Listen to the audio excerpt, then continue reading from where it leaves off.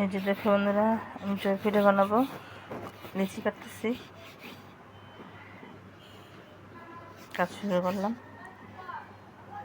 বিসমিল্লাহ বিসমিল্লাহ। এগুলি একটু করতে সময় লাগে, কাজ করা শেষ হোক তারপর আবার ভিডিও করব। এই দেখো বন্ধুরা, চই পিঠা আমার বানানো কমপ্লিট। বিকালে রান্না করব। ব্যাস, আমার এই চই পিঠাগুলো দেখতে খুব সুন্দর হয়েছে। অনেক সময় লাগছে, অনেক পরিশ্রম লাগে এগুলি বানাইতে। ঠিক আছে, আবার সামনে দেখা হবে রান্নার সময়।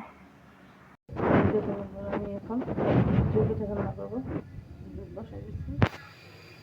ঠিক আছে, এখন আমি চই পিঠা বসাবো।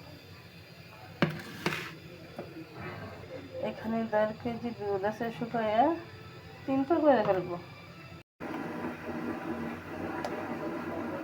এই তো নারিকেল আর গুড় দিয়ে দিলাম, মানে চিনি দিয়ে দিলাম।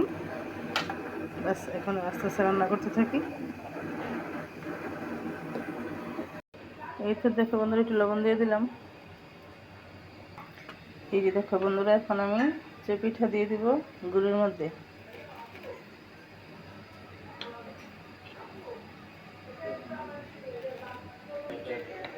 এই যে দেখো, সবকটা দিয়ে দিছি। এখন আস্তে আস্তে রান্না করব। এই দিকটা একটু পিঠা রান্না হতে হতে দুধটাও শুকাই আসবে, মিক্স করে ফেলবো। এই যে দেখো বন্ধুরা, দুধটা ঘন করে জালদানি করো। এই যে দেখো বন্ধুরা, আমার সেবাই হয়ে গেছে। এখন ব্যাস, এটা ঠান্ডা হলে একটু দুধটা মিক্স করে ফেলবো, সুন্দর একটা কালার আসবে। এই যে দেখো বন্ধুরা, কি সুন্দর। আমি এখন দুধের সাথে এখন পিঠাটা মিক্স করব।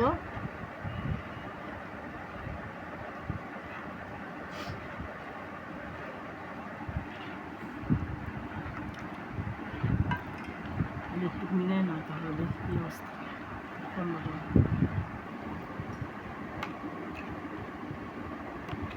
এই হচ্ছে গিয়ে আমার ফাইনাল লুক।